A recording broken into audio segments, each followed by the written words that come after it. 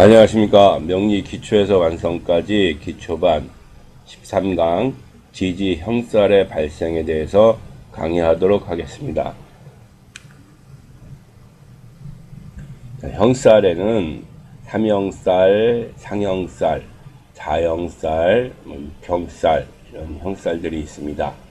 그래서 삼형살에는 인목, 사화, 신금, 삼합에서 생지에 해당되는 글자들 세 글자가 모여서 인사신 삼형살을 이룹니다. 그리고 삼합에서 고지에 해당되는 축토, 술토, 미토 이 축술미 세 글자가 모여서 삼형살을 이룹니다. 그리고 자수와 묘목은 서로에게 형을 가하는 살로서 상형살이라고 하는데 잠묘 상형살입니다. 그리고 자형살에는 스스로 형을 가하는 본인 스스로 형을 가하는 살로 진토가 사주에 나란히 있거나 오화가 이렇게 나란히 있거나 유금이 유금 이렇게 나란히 있거나 그다음에 해수가 해 이렇게 사주에서 나란히 있는 경우를 자형살이라고 말씀드릴 수 있습니다. 그 형살에는 인사신 삼형살, 축술미 삼형살과 그 다음에 자수, 묘목이 만나서 상형살, 서로를 형을 가하는 상형살, 그 다음에 같은 글자들끼리 진진, 오오, 유유, 해해의 자형살이 있습니다. 사주 원국에 형살이 강하게 드러나는 경우에는 대체로 본인의 독선이나 고집이 강하여 타인과의 다툼이나 잦은 시비로 인해 피해를 입거나 사고에 노출되는 경우가 많다고 할 수 있습니다.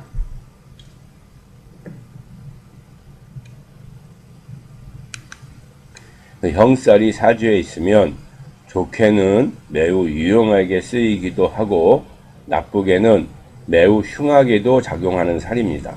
예를 들어 형살이 있으면 군인, 경찰, 의사, 교사 등의 직업에 좋지만 그런 직업이 아닌 경우에 형살을 가지고 있다 그러면 사고, 관제, 시비, 투쟁, 질투, 수술, 흉터 등 흉한 게 많이 나타난다고 보시면 되겠습니다.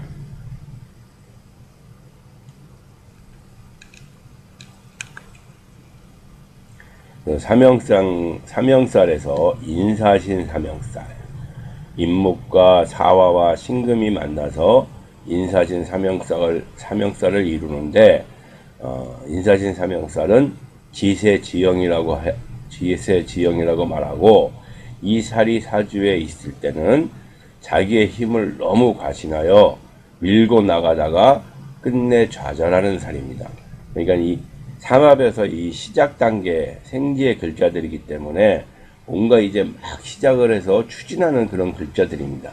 그래서 추진력을 갖고 타고난 글자들이기 때문에 그 자기 힘을 너무 과신하는 거죠. 그래서 막 밀어붙이다가 끝내는 좌절하는 살이다. 그래서 사주 원국에 이렇게 인사신 세 글자가 다 있거나 있으면은 인사신 삼형살이라고 보는 것이고 내 사주에는 사화와 그러니까 인사신 삼형살 중에서 내 사주에는 두 글자만 있다. 그러면 삼형살은 아닙니다. 그런데 만약에 대운이나 어떤 한 해, 세운에 나머지 부족한 글자 하나가 들어왔을 때 대운에서 들어오면 10년, 세운에서 들어온다 그러면 1년간 인사신 삼형살에 놓여 있는 것입니다. 이제 인사신 삼형살이 갖추어진 거죠. 그래서 이러한 삼형살에 그러한 상황에 내가 놓여 있게 되는 것입니다. 다음은 축술미 삼형살. 축술미 삼형살은 은혜를 모른다. 무은, 무은의 은은 은혜 은자입니다. 그래서 축술미 삼형살은 은혜를 모른다. 그래서 무훈지영이라고 하는데, 축술미 삼형살이 사주에 있는 자는 성격이 냉정하고 은인과 친구를 해친다. 은혜를 모르는 거죠. 은혜를 모르는 거죠. 그러니까 자기가 자기 이득을 위해서 또 언젠가는 자기한테 베푼 은인들이나 자기를 도와줬던 친구들을 오히려 해를 가하는 그런 일을 한다는 겁니다. 그래서 축술미 삼형살 또한 사주 원국에 이렇게 축술미 세 글자가 다 갖춰져 있는 경우도 삼형살이라고 하고, 세 글자 중에서 두 글자는 내 사주에 있다. 그리고 나머지 한 글자가 없다. 그러면 삼형살은 아닙니다. 그런데 대운에서 나머지 한 글자가 이렇게 내가 축토, 미토가 있는데 사주에 병술 대운에서 술토가 들어왔다. 그러면 대운은 10년을 이제 10년씩 대운이 들어오는 거죠. 그래서 10년간 나는 축술미 삼형살에 놓여 있는 것이고, 아니면 어느 한 해 만약에 뭐 병술년이 왔다. 그러면 그 병술년 한 해 동안은 나는 축술미 삼형살이 갖춰진 것입니다. 그래서 그 한 해 동안은 축술미 삼형살의 형상들이 발생이 된다. 이렇게 해석을 할 수 있습니다.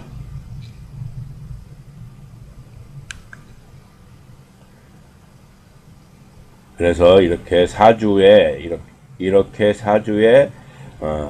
인사신 또는 축술미 이렇게 놓여 있거나, 아니면 내 사주에 두 글자만 있는데 대운이나 세운에서 나머지 한 글자가 들어와서 삼형살이 이렇게 갖춰져 있을 때, 삼형살이 있는 분들은 특수 분야 중에서 자기한테 맞는 일을 하던가, 아니면 사람들에게 덕을 쌓고 자신의 아집과 독선을 줄이고 사람들의 충고를 잘 듣고 타인을 배려하며 충동적인 면을 자제하는 노력을 한다면 이 삼형살이 오히려 큰 도움이 될 것이라고 봅니다.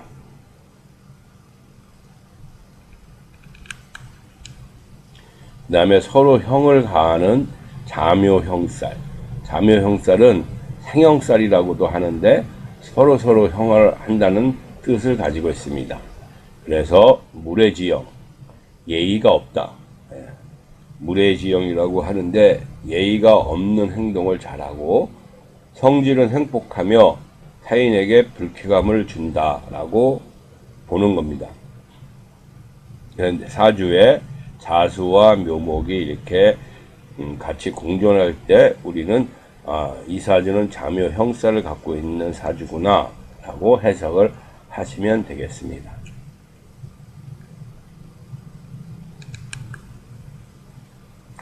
또 형살에는 자형살이라는 것이 있습니다. 자형살은 자기 스스로 자기를 형을 가하는 겁니다. 그래서 12지지의 모든 글자들이 나란히 같이 있는 경우는 다 자형살이라고 할 수 있습니다. 여기 진, 오, 유, 해, 진토, 오화, 유금, 해수 이 네 글자는 유독 강하기 때문에 얘기하는 것이고, 나머지 뭐 인목도 인인, 그다음에 묘묘, 그다음에 진진, 사사, 오오, 미미, 신신, 유유, 술술 또는 해해, 자자, 축축 이런 글자들이 다 똑같이 나란히 있으면 그것도 다 자형살이라고 하는데, 여기 있는 지금 진토, 오화, 유금, 해수, 묘목까지는 좀 유별나게 강합니다. 나머지는 그렇게 크게 영향을 안 미친다고 생각하시면 됩니다. 그래서 어쨌든 자형살에서 가장 큰 파워를 가지고 있는 것은 진진, 오오, 유유, 해해가 나란히 이렇게 같이 있는 경우입니다. 그래서 자형살은 진진, 오오, 유유, 해가 나란히 같은 글자가 나란히 있는 경우, 다른 12지지 모든 글자들도 같은 글자가 나란히 있을 경우는 자연살에 해당되지만 특히 진진, 오오, 유유, 해해, 또 묘무까지도 마찬가지로 좀 크게 봅니다. 는 그 작용력이 다른 글자들에 비해서 조금 더 크다고 할 수 있습니다. 그래서 자연살은 스스로 자기에게 형을 가하는 겁니다. 그래서 스스로 걱정과 근심 걱정을 만들어서 스스로 피해를 보는 형살이라고 말할 수 있습니다. 이렇게 네 사주에 진진이 같이 나란히 있거나 아니면 오오가 나란히 있거나 아니면 유유가 나란히 있거나 해해가 이렇게 나란히 있는 것을 자영살이라고 말할 수 있습니다. 좀 떨어져 있는 경우, 만약에 해해가 이렇게 같이 있는 경우도 나란히지만 뭐 연지에 해가 있고 일지에 해가 있다 그러면 크게 보기는 자영살이라고 보지는 않습니다. 다음은 육형살. 육형살에는 인사형살, 인신형살, 사신형살, 축술형살, 술미형살, 충미형살 이런 6가지 형살이 있습니다. 그래서 네 사주에 임목과 사화가 이렇게 있으면 인사형살이 있는 사주구나. 또 네 사주에 임목과 신금이 있으면 인신형살을 가지고 있는 사주구나. 그 다음에 사화와 신금이 이렇게 있으면 사신형살을 가진 사주구나. 축토와 술토 이렇게 같이 있으면 축술형살을 가지고 있는 사주구나. 그 다음에 술토와 미토가 이렇게 같이 있으면 술미형살이구나. 그 다음에 축토와 미토가 이렇게 같이 있다 사주에 그러면 충미형살을 가진 사주구나 이렇게 보는 겁니다.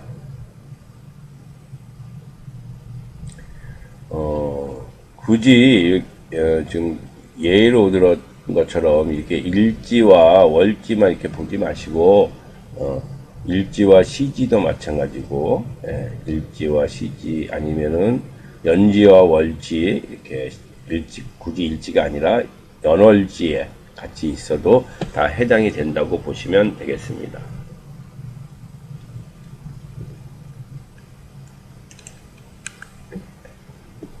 육형살에서 인사형살은 사주에 임목과 사화가 같이 있을 경우 우리는 인사형살이라고 합니다. 그래서 이 살이 사주에 있으면 유독 관제, 수술, 남과의 시비, 남한테 배신을 당하거나 아니면 어쨌든 세력의 갈등, 또 소송, 구설, 경쟁 관계로 인한 불상사 등이 자주 일어난다고 보시면 되겠습니다.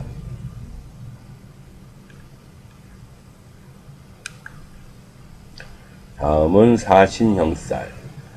사화와 신금이 사주에 같이 있을 경우 우리는 사신형살이라고 합니다. 이 살이 사주에 있으면 처음에는 유정하다가 나중에는 서로 다투고 시비불화가 자주 발생한다 이렇게 볼 수가 있습니다.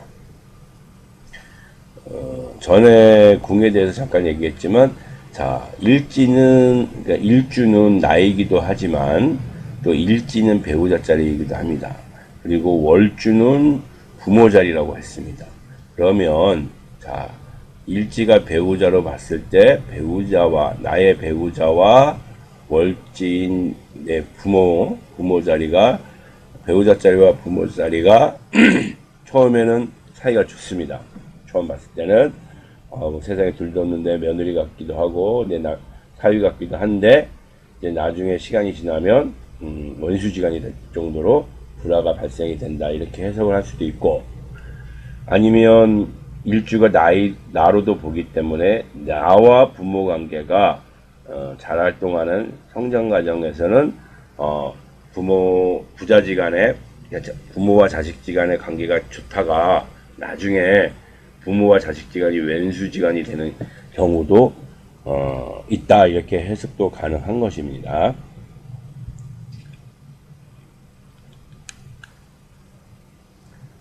인신형살, 인신형살. 이 살이 사주에 있으면 부지런하기는 하나 활동에 비해 수입이 적고 지출이 많다. 그리고 애정사가 자주 발생한다. 이렇게 해석할 수가 있습니다.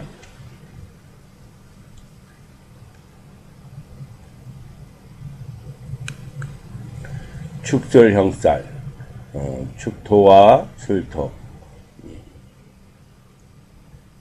그래서 이 살이 축술형살이 사주에 있다. 그러면 동기간이나 부부간의 불화가 있고, 또는 주인과 종업원 간의 사이도 다툼이 자주 발생된다고 볼 수 있습니다.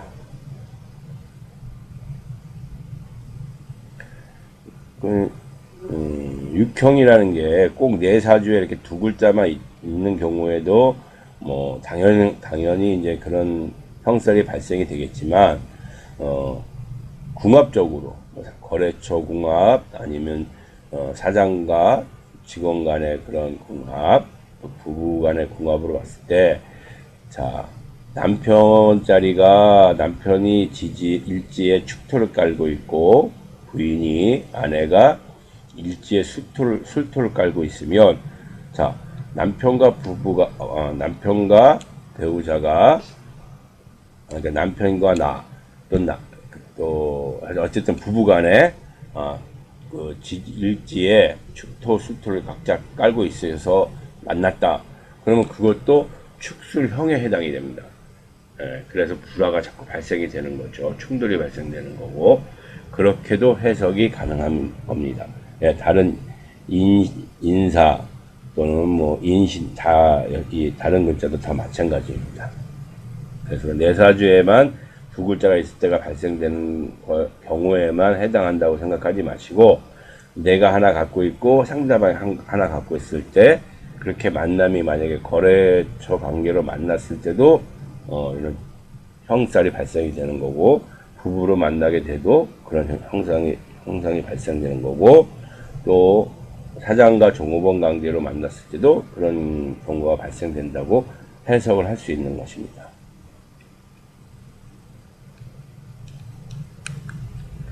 그 다음에 술미형살, 사주에 술토와 미토가 같이 있는 경우, 아니면 내 일주가 무술이라 술토를 깔고 있고, 상대방이 일주에 미토를 깔고 있으면 상대방과 나는 술미형살이 되는 겁니다.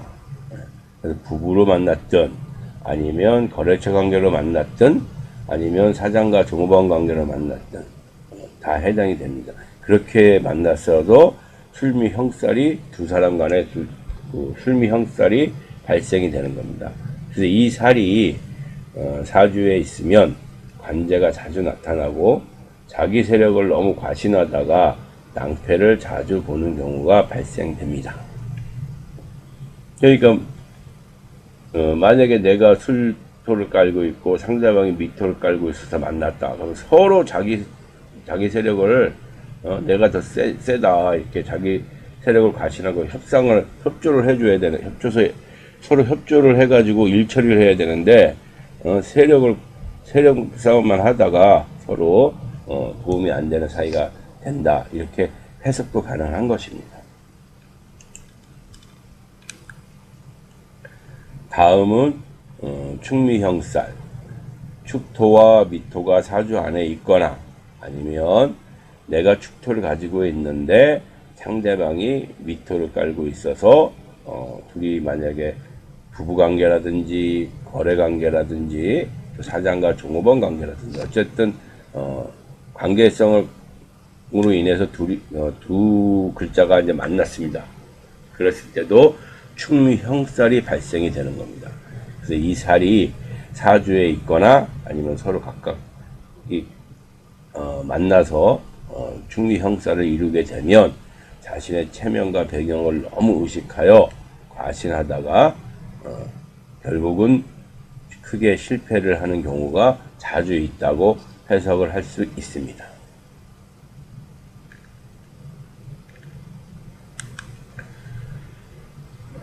기초과정이라 거의 뭐 공식 위주로 강의를 할 수밖에 없습니다. 기초과정에서 너무 깊이 들어가면은 점점 더 공부가 어려워지기 때문에 쉽게 중도에 포기하는 경우가 자주 있기 때문에 기초과정에서는 우리가 이제 구구단 정도를 외운다 생각하는 정도로 가벼운 마음으로 명리학에는 이러이러한 공식들이 있구나 라고 생각을 하시고, 뭐 이걸 다 외워지지도 않겠지만, 외우기도 힘들겠지만, 물론 머리가 좋으신 분들은 외우실 수 있겠죠. 어쨌든 쉽게 외워지지는 않겠지만, 명리학에는 이 정도의 기본적인 공식이라는 게 있구나 라는 거 좀 이해를 하시고, 자꾸 동영상을 자꾸 이렇게 반복해서 듣다 보시면 자꾸 들리실 겁니다. 오늘은 13강 지지 형살의 발생에 대해서 강의를 하였습니다. 감사합니다.